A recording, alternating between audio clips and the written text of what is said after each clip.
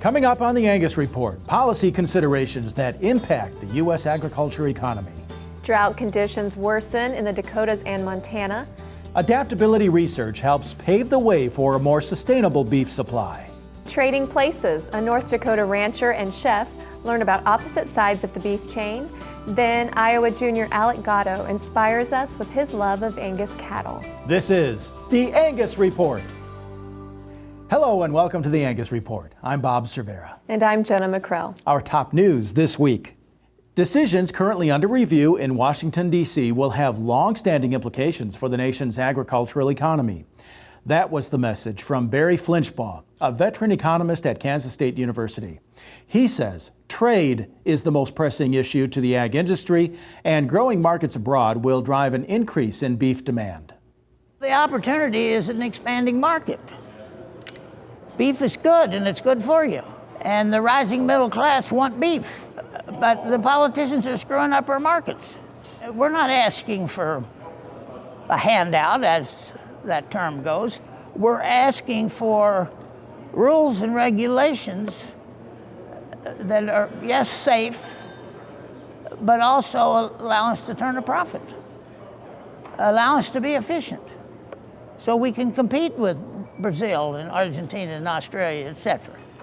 Getting beef into China after, 13 years? We're quite euphoric, and the market's euphoric. Fastest growing, largest middle class in the world, so it's very important to the basic ag commodities that we have a very robust trade policy with China. The Trump administration recently announced goals for renegotiating the North American Free Trade Agreement, or NAFTA. Industry groups like the National Cattlemen's Beef Association are encouraged by the direction the conversations are headed. We'll share more news as it develops. Widespread drought conditions continue to challenge ranchers in the Dakotas and Montana, forcing many to make the difficult decision to reduce their herds.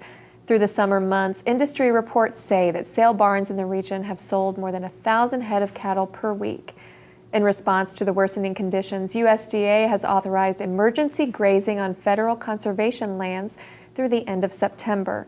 As we move into the fall months, the industry will begin to evaluate the true impact of the drought on the region's farmers and ranchers. Innovative science and genomic technology is driving progress when it comes to regional adaptation of beef cattle. Jared Decker with the University of Missouri is involved in a comprehensive study that seeks to improve regional adaptability of cattle, which includes a focus on hair shedding and managing heat stress in Angus cattle.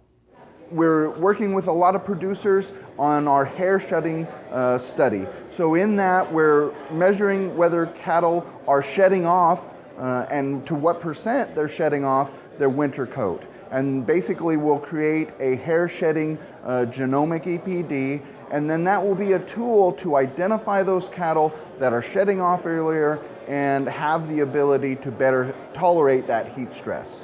One of the things that we really want to accomplish with this project is region-specific genomic enhanced EPDs. And so instead of having a national cattle evaluation, we produce a set of EPDs for producers that are tailored to their production environment. In the data that we've looked at so far, we do see those signatures of regional adaptation. So even in short time periods of 50 years, we do see different cattle populations being adapted to these different environmental challenges, and we can see the footprints of that in the DNA. Decker presented his research at the Beef Improvement Federation this summer. Learn more at bifconference.com. A rare case of bovine spongiformencephalopathy, better known as BSE, was announced late last month in Alabama. The USDA reported that it was an atypical case, identified an 11-year-old cow. The animal never entered harvest channels, USDA reports, and at no time presented at risk for the food supply or human health. This is the nation's 5th detection of BSE, and atypical BSE cases are believed to occur spontaneously in all cattle populations at a very low rate. The identified cow was showing clinical signs of BSE and was found through a routine surveillance in an Alabama livestock market. Visit USDA.gov to learn more. Proper parasite control becomes top of mind for cattle producers during the summer's hottest months, and a bit of advanced planning can go a long way. Harold Newcomb of Merck Animal Health says turning a blind eye to parasites can result in low performance when it comes to animal health and potential gain. Animals that have grazed in their life have to deal with parasites. The biggest impact they have is on feed intake, so animals that are parasitized actually eat less than non-parasitized animals. They decrease in feed intake leads to a decrease in production. Sometimes it's in the form of daily gain. Other times it could be in the form of decreased conception rates if you're a cow-calf guy. And then the last thing the parasites tend to do is to alter the immune response. 90 to 95% of the parasite problem is actually on the pasture in the form of parasite eggs and larvae. And only 5 to 10% are in the cattle. So if we're going to control worms through deworming, what we need to do is to deworm those cattle when we can have the most negative impact on those parasites out there on the pasture. You know, if I'm a purebred producer or purebred Angus producer, then I have to put parasite control at the forefront, okay?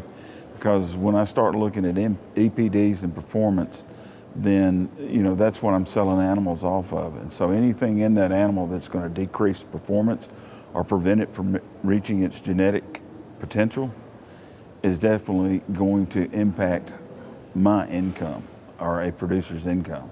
To hear more about the topic, Newcomb will be a featured speaker during Angus University, a headline event at the Angus Convention this November in Fort Worth, Texas. And Angus University, sponsored by Merck Animal Health, will take place on Sunday, November 5th during the Angus Convention.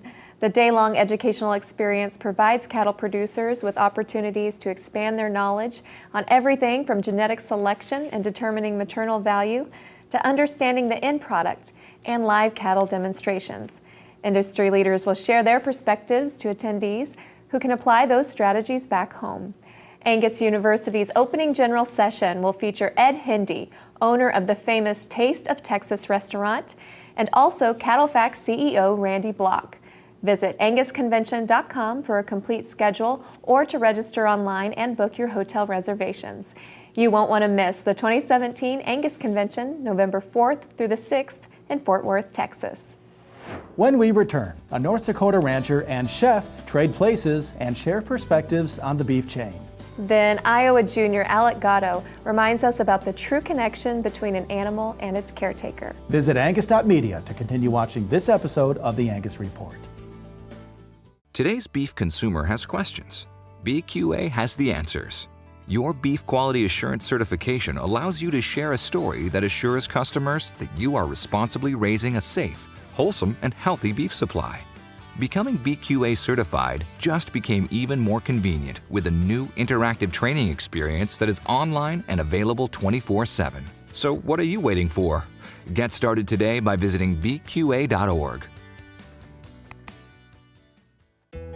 Forward. It's more than a direction.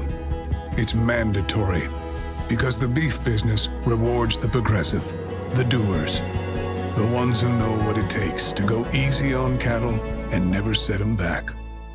So set your eyes on the horizon, turn your back to the wind, and move your herd the only way you know. Forward. Vista Vaccines. Always ahead.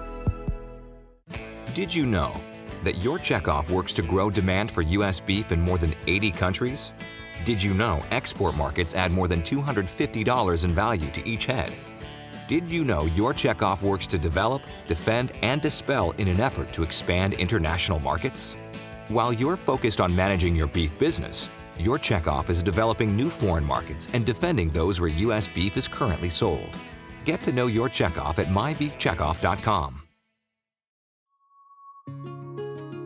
I'm General Manager of Vintage Angus Ranch here in Central California, and our ranch consists of 2 ranches. We run this native ranch that we're on today through the winter months. This ranch is green basically from November until May, and then we move to our irrigated ranch down in the valley, and we use GeneMax test to help sort which females we're going to keep and retain into the herd for the small commercial herd we have. We hopefully that we're successful and everybody down the line is from us is successful, and And I think anytime we can help our customers as Angus breeders be more confident about what they buy the product that they really want, that's what we should be doing, and that's what GeneMax is going to help you do.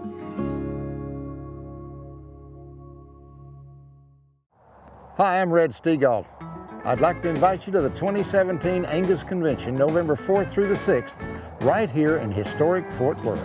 It's also open to all cattle producers, whether you own Angus cattle or not. Now, you'll enjoy 4 days of Texas hospitality, a ranch tour, an industry-leading trade show, and some of the best educational opportunities in the business. But best of all, you'll get to be with your Angus family, celebrating the successes of the breed and charting a course for the future.